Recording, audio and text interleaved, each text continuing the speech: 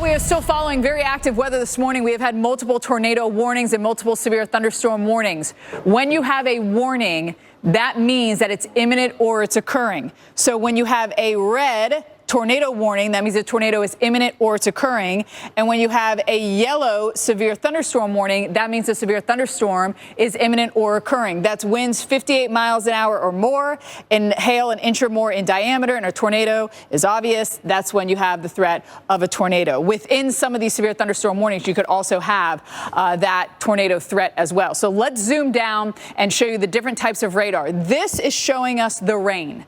This one you're very familiar with. But we can show you different radars to look at different things. And there's this thing called velocity, and we can look at the winds in these radars, and that's what we're doing now. So the red means the winds are going away from the radar, and the green means it's going towards the radar. Take a pencil.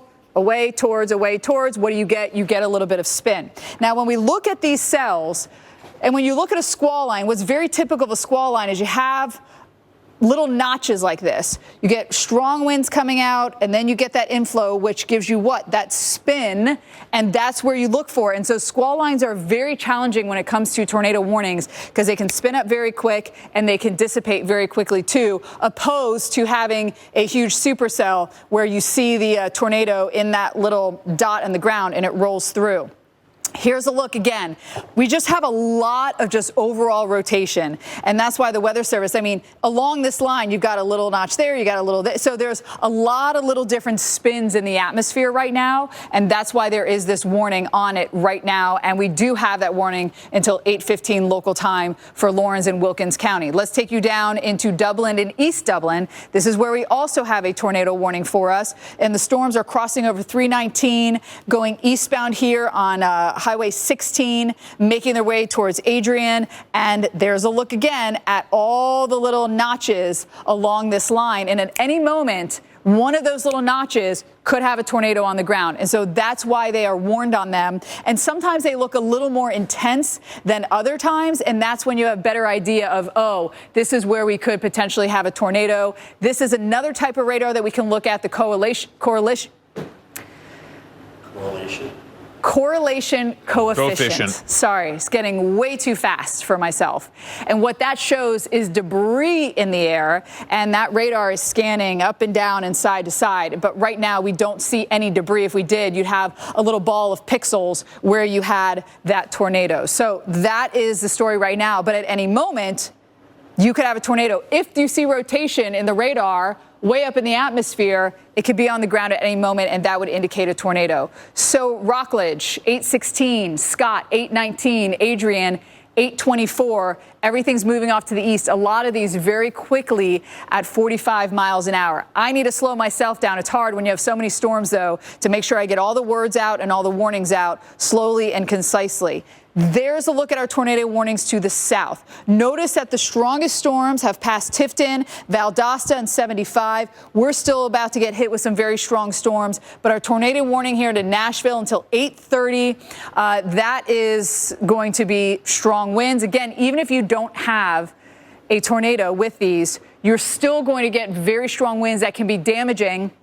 Tifton gusted to 61, Bainbridge gusted to 62 this morning, so you can't have those strong winds. And again, you see all of our little notches here on our radar beam that's showing us the velocity for us. So if you live along 441, 221, Pearson, Douglas, know that these storms are heading into your direction. They have a history of producing strong winds and little spin-ups, and they have a history of rotation, and we expect that to continue. In fact, we have tornado watches until 1 o'clock this afternoon all the way to that I-95 corridor for us. And there's a look at the big line as it heads east. Barrett's 8:11, Hazelhurst 8:17, all the way down to Waycross at 9:04. That's when you are going to see the worst of the weather. So there's your tornado watch. Notice there's one till 9 a.m. and then this is our secondary one, and that is until 1 p.m. and then everything will clear the coast for us here.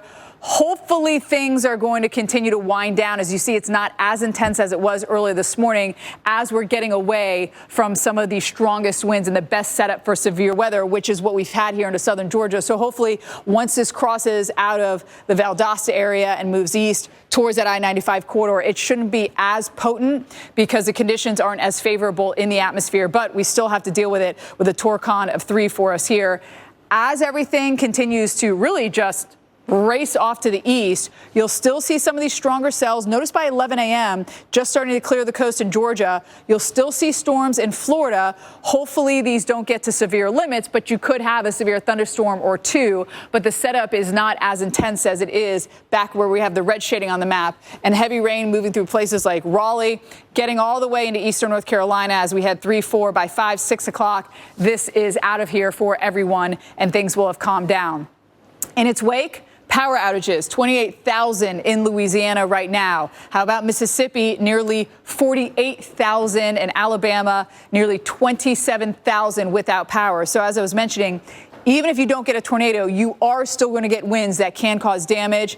Notice on the northern branch of this, we have got snow coming in. A lot of people are like, what is going on here? Look at Richmond at 72, while Elkins is at 33. I know a lot of people go from D.C. out to West Virginia on the weekends, and boy, it's not a very long drive, hour or two, and you go from mild air into freezing temperatures. So warm are a little bit tough there for it to accumulate on. But you saw the before picture there with all the greenery. Reynolds, rain coming into places like New York and Philly. Real quick, I'll just get through this to show that snow getting into D.C., getting into Philly, getting into Jersey. We're going to have a decent snow here, I think, in the Mid-Atlantic, Virginia, and into the Northeast before all is said and done. So many stories this morning. Well, so behind this system that Reynolds was just talking about, we are going to have some snow. You can think of that as system number 1. Then we have system number 2 coming through this weekend with about a half a foot of snow for some of us. Then we have system number 3 as we head to that Sunday, Monday time period, and that's going to be an even bigger shot of snow and very strong winds for us. So let's talk about number 2, right? Number 1 is the severe weather right now, a little bit of snow behind that. This is number 2. It is going to bring 5-6 inches to places like Duluth, where we are nearly a foot below average. We need the snow here, officially 11 inches below average. Winds will be gusty 30, 35, 40 miles an hour. We do have a sliver of a blizzard warning here into Minnesota, just a little sliver there. And even if you don't get blizzard conditions, you have to have winds at 35 miles an hour or more for 3 hours or more with visibility down to a quarter mile or less. That's technically a blizzard. You can still get near blizzard conditions, so keep that in mind. Marquette, we are 4.5 feet above average. Now, Marquette is known for being snowy, but we could add maybe another, I don't know, we could be 5 feet, maybe 5 feet plus above average when all is said and done with this system here. And I'll tell you what, this is system number 1. With system number 2, it is going to be gnarly with a capital G and a capital Y here into the UP of Michigan with the winds and the snow that's coming down. Green Bay, we are down 9.4 inches on snow. No way we're making up that deficit with this, but we will also get hit with this system and the other system that's going to come on through. Notice Oshkosh, we're bouncing right around the line there, and then we're mainly rain, maybe a little snow on the backside with some of those breezier conditions. Real quick look here at Syracuse. Syracuse, we get in on some of the snow as we head into our Friday afternoon. I think we're super above average in Syracuse, if my memory's correct as well, Jim. Yeah, remember the early season they had? It got hammered, then it kind of leveled out. Steffi, let's send it back over to you. All right, so that's system number 1. Then we have system number 2 that's going to give us a shot of snow around the Great Lakes. And system number 3 is going to basically kind of look like system number 2, but we're going to bump it up to the next level when it comes to the winds and the snow. It's going to be pretty gnarly. Let's start with our first one. This is through Saturday. Then as we head Sunday, Monday, that's when we're going to be dealing with our next shot.